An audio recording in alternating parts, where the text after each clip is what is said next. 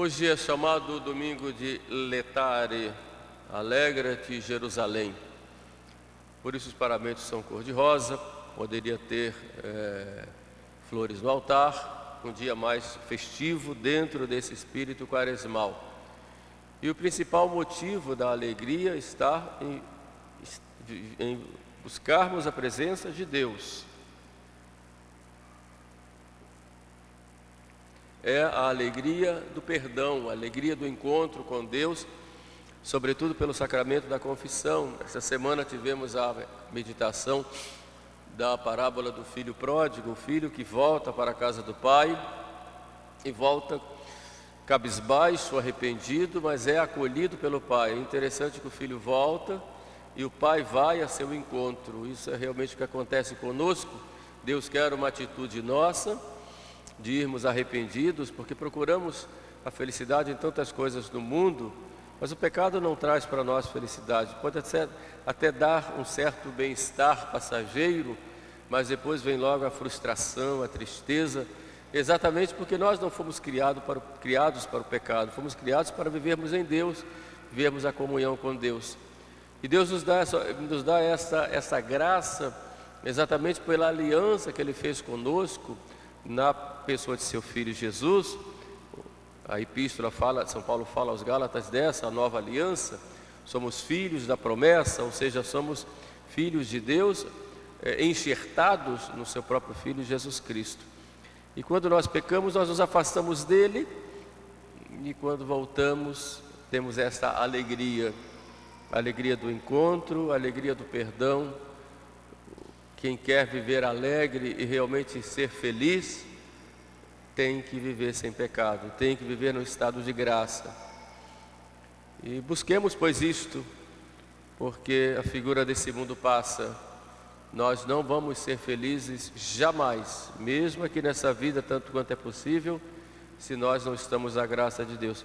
Por outro lado, se nós buscamos viver na graça de Deus, podemos até ter aquilo que o mundo acha que é tristeza, ou seja, o sofrimento, a dor, mas estaremos sempre bem, sempre felizes, porque estaremos com o nosso Senhor. O Evangelho de hoje nos mostra o milagre da multiplicação dos pães.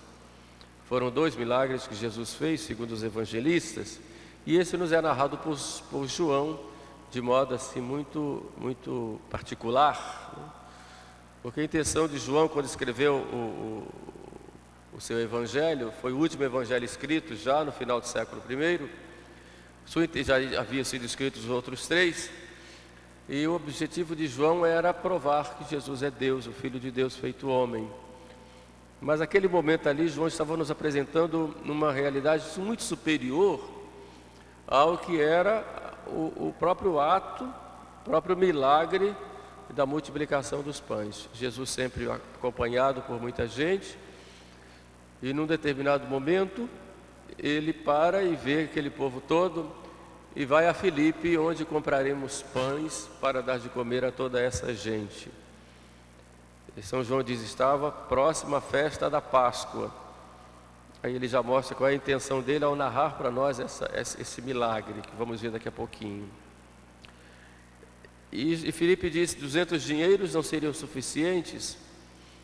E Jesus então manda que todos se sentem, e aqui ele dá. É interessante que João diz que Jesus começa, depois de louvar o Pai, dar ação de graças ao Pai, ele começa a distribuir os pães. 5 pães de cevada e 2 peixes que um menino traz. E daí então todos ficam saciados, mais de 5.000 pessoas ficam saciados, e sobram ainda 12 cestos. Alguns entenderam esses 12 cestos aí como uma aplicação àquilo que os apóstolos receberam como fruto de seu trabalho e que deveriam continuar distribuindo. Ora, nós aprendemos aí 3 coisas importantes, né? A primeira é o cuidado que Deus tem conosco, pela sua providência. O que é a providência divina? A providência divina é o governo de Deus sobre todas as coisas. Tudo Deus faz concorrer para a sua glória e para o bem daqueles que o amam. tudo. Sejam as coisas materiais, morais, espirituais, toda a história do mundo. Embora Deus não queira o mal, Deus até permite o mal. Isso faz parte da vontade permissiva de Deus, para daí do mal tirar um bem maior. Portanto, Deus, com a sua providência, governa e cuida de todas as coisas.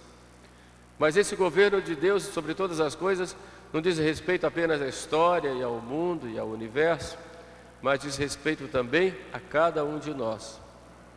Deus cuida de nós. Eu te conheci desde o seio materno.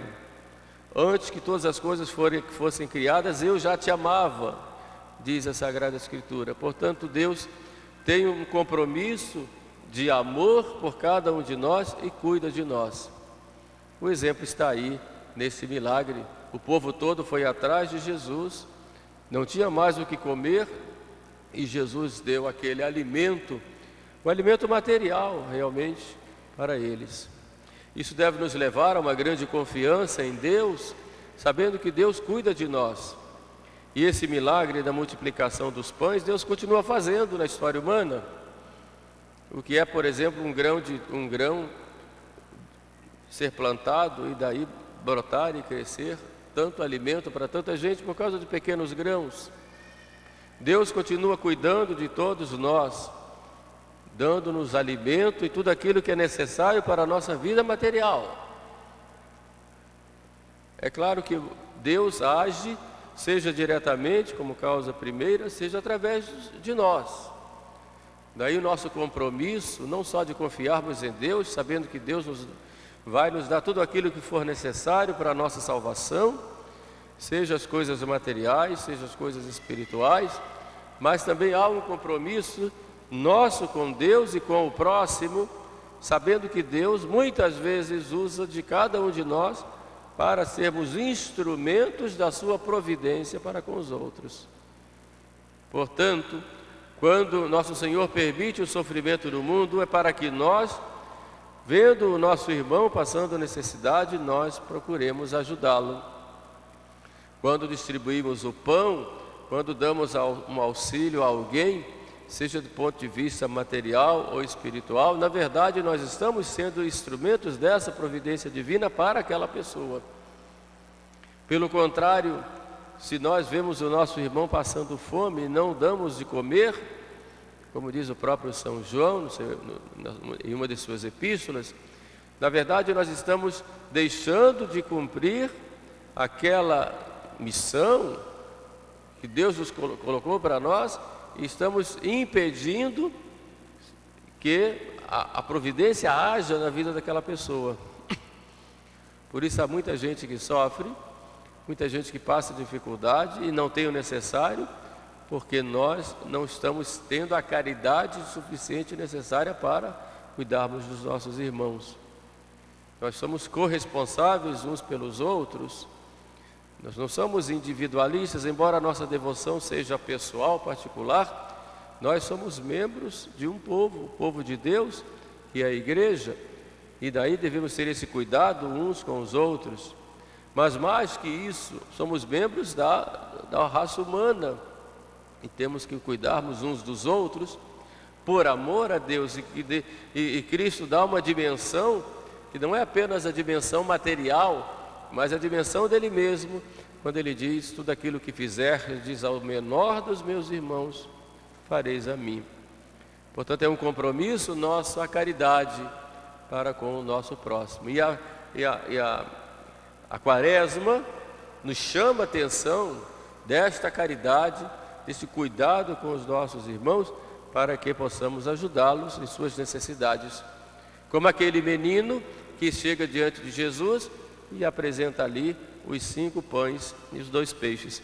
Era o que ele tinha, podia ficar com ele, podia ser para ele e para a família dele, mas era o que ele tinha e ele apresenta a Jesus. Portanto, é necessário nós sabermos administrar todos os bens que Deus nos dá, sabendo que são para nós, mas também Deus quer de nós que façamos alguma coisa, que ajudemos as pessoas que precisam, em todos os sentidos. Aqui, nesse primeiro ponto, principalmente do ponto de vista material. E essa é a primeira reflexão que a igreja nos coloca nesse evangelho de hoje. Mas a segunda já era um prenúncio, aquela multiplicação dos pães, um prenúncio de um outro pão que Jesus ia dar para aquele povo. Não só o pão material, mas um outro pão, um outro alimento. Jesus sai dali, vai sozinho. Depois Jesus vai a Cafarnaum, entra lá na sinagoga de Cafarnaum e muita gente vai atrás dele. Alguns vão a pé, outros de barco, e Jesus entra lá.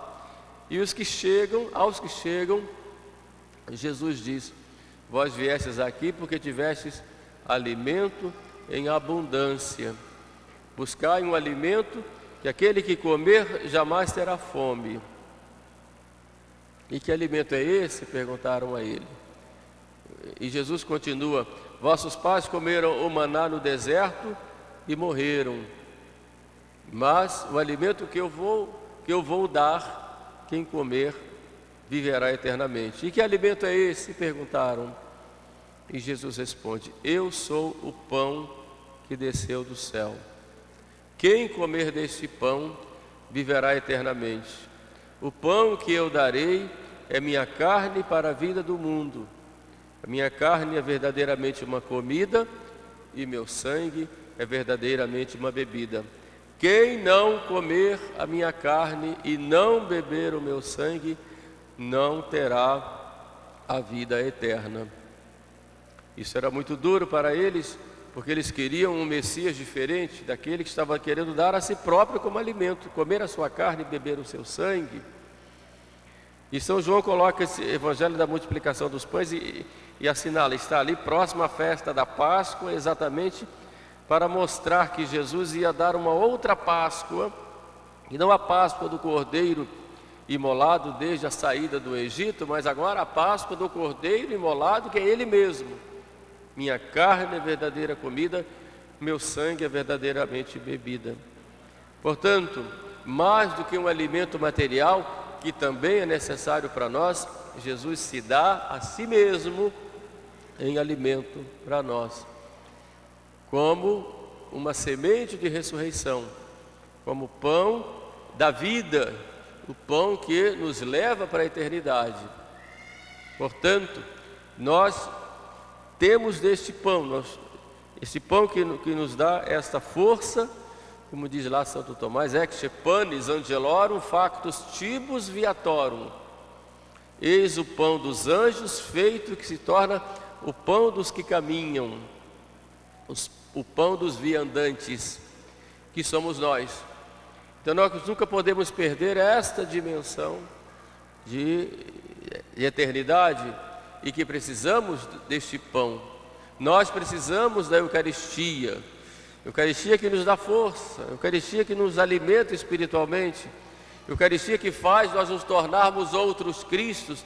Aí a característica singular do cristão, diferente das outras religiões, porque nós, pela nossa fé, pela nossa vida e sobretudo pelo fato de recebermos este alimento, nós nos tornamos outros Cristos, vivemos nele e ele em nós.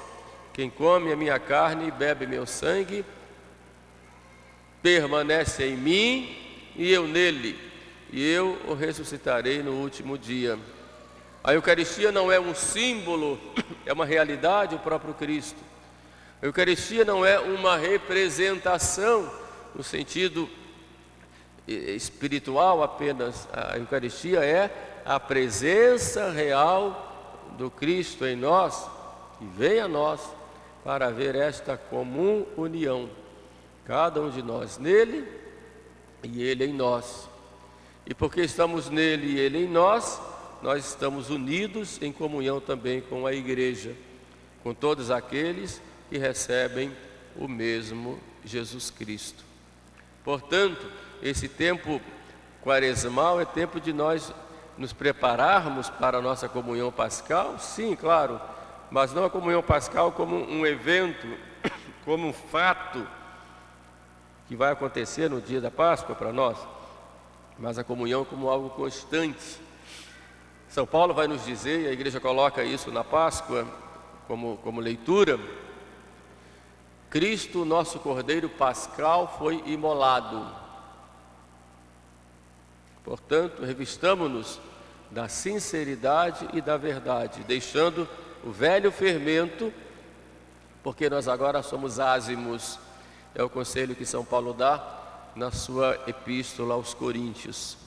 Então, este Cristo imolado por nós na cruz, que se dá a nós em alimento, Ele que vem a nós, e nós nele, Ele em nós, nos leva a um compromisso de união com Ele, um compromisso de santificação. Fala-se muito hoje em revoluções do mundo, e realmente nós estamos vivendo épocas difíceis, muito complicadas na história humana. Estamos em tempos muito difíceis, em que o espírito das trevas vai dominando o mundo inteiro, e hoje de modo super organizado, com as diversas potências desse mundo, com suas características, que querem apenas uma coisa: a perda das almas. Nós vivemos hoje nessas preocupações tão grandes, nova ordem mundial, governo mundial, globalismo e tantas coisas que se falam e tem aí seus fundamentos, e nós sabemos disso claramente. Mas qual é o objetivo de tudo isso? A perda das almas. Então, qual é o antídoto para nós vencermos isto? É o cuidado com a nossa alma. Daí vem o terceiro ponto dessa nossa reflexão. Quando Jesus faz o milagre, o povo fica admirado, porque esperavam o Messias que viesse trazer um grande poder temporal. E eles então viram Jesus fazer aquele milagre, imagine, com 5 pãezinhos dando de comer a todo aquele povo. Então o povo vai a ele para coroá-lo rei. Esse é o Messias, vamos coroá-lo rei. E ele foge. E o que é que ele nos ensina aí? Ele é rei, mas não era o rei daquele jeito que eles pensavam. Porque todo reinado de Cristo não é um reinado que encontra a sua força, a sua origem e a sua finalidade neste mundo. É um reinado para a eternidade. É um reinado que nos leva a outra vida. Então nós nunca podemos perder isso de vista, porque o objeto da nossa esperança não é o mundo. Embora nós vivamos esse mundo, colocamos o amor de Deus nesse mundo, a sua presença neste mundo, mas nós somos criados para a eternidade. Nunca podemos perder a dimensão disso.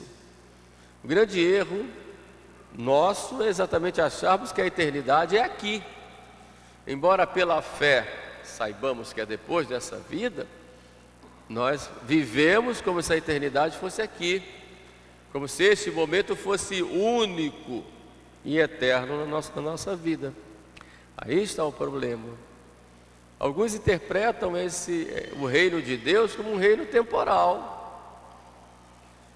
Um reino temporal. Os próprios revolucionários que estão dentro da igreja hoje colocam o reino de Deus como um reino temporal. E vida eterna, vamos ver depois.